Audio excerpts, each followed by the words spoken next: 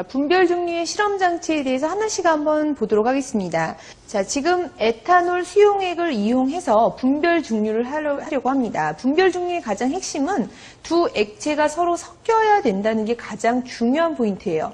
서로 섞이는 두 액체 혼합물에 있어서 서로의 끓는 점의 차이가 확실하게 차이가 나서 자신의 끓는 점에서 해당되는 성분 기체로 빠져나오게 되는 거죠. 자, 실험 과정을 이렇게 보면 이렇게 가지가 달린 둥근 플라스크에다가 내가 서로 섞이는 두 액체 혼합물을 넣어준다면 가열장치에 의해서 마구마구 끓게 되죠. 그러면 자신의 끓는 점에서 기체 성분으로 빠져나오는 어떤 물질이 자 기체로 빠져나왔어요. 어디로 가야 되겠어요? 당연히 비어있는 곳. 이렇게 가지가 달린 이 부분으로 빠져나오게 되는 겁니다. 자 그러면 이때 어느 기체 성분이 어디서 나오는지를 알기 위해서 즉 그 포인트를 찾기 위해서 다시 말해서 그 끓는 점을 찾기 위해서요. 가지가 달린 이 끝부분에 가지의 위치에 우리는 온도계의 센서의 마지막 부분을 이렇게 갖다 대면 되죠. 따라서 해당되는 온도에서 어떤 기체가 나오고 있는지를 데이터를 통해서 확인할 수 있게 되는 거예요. 자, 그럼 이렇게 된다라고 했을 때 이 가지를 통해서 기체 성분이 쭉 해서 빠져나오게 되는 겁니다. 자, 그럼 기체가 이렇게 쭉 나오면요. 사실은 끝까지 계속 기체 상태로 빠져나오게 되겠죠. 마지막까지도 쭉 기체 상태로 빠져나오면 기체가 우리가 원하는 건 아니잖아요. 따라서 주변을 이렇게 냉각 장치를 이용해서 물을 흘려주게 됩니다. 이 관은요, 두 개의 관으로 되어 있어요. 안에는 빈 관, 밖에도 또 다른 관. 그래서 여기에서 보여진 것처럼 아래쪽에 고무호스에 연결된 부분에서 물을 쭉 올려주게 되면 지금 봤던 것처럼요, 물이 전체가 채워지면서 저 위쪽에 있는 이 가지 부분으로 물이 흘러나오게 되는 거죠.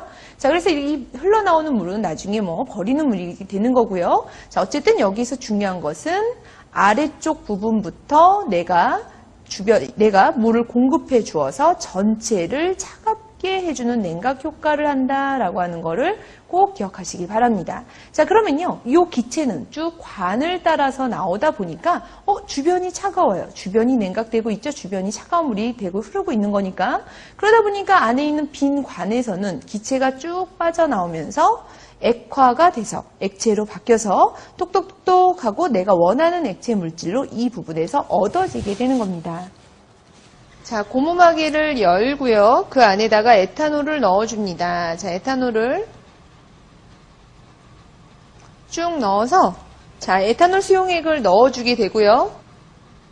자, 고무마개를요, 다시 꽂아주는데, 자, 이럴 때 기체가 가지 부분으로만 빠져나가게 하기 위해서 고무마개를 좀 꽉 눌러서 기체가 빠져나가지 못하도록 해줍니다.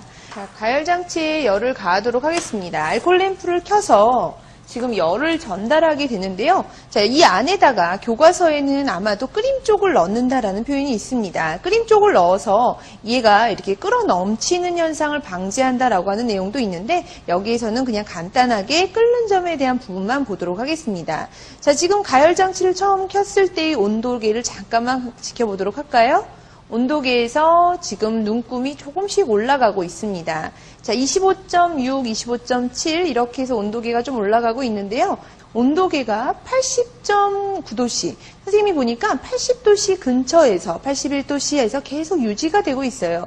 그렇게 크게 올라가지 않습니다. 아까처럼 온도 변화가 크지 않죠? 자, 이것은 에탄올이 상태 변화, 물론 정확한 에탄올의 끓는 점은 78도씨이지만 이 상태에서 상태 변화가 되고 있다라고 하는 걸 확인할 수 있습니다. 자, 그렇기 때문에 이 분별 증류 관을 타고 기체가 액화가 돼서, 즉 에탄올 기체가 액화가 돼서 자신의 끓는 점에서 빠져나왔기 때문에요. 이렇게 액체 상태로 얻어지는 걸 확인할 수 있고요. 자, 이때의 온도 변화가 일정하더라라고 하는 것도 같이 기억해 두도록 하세요.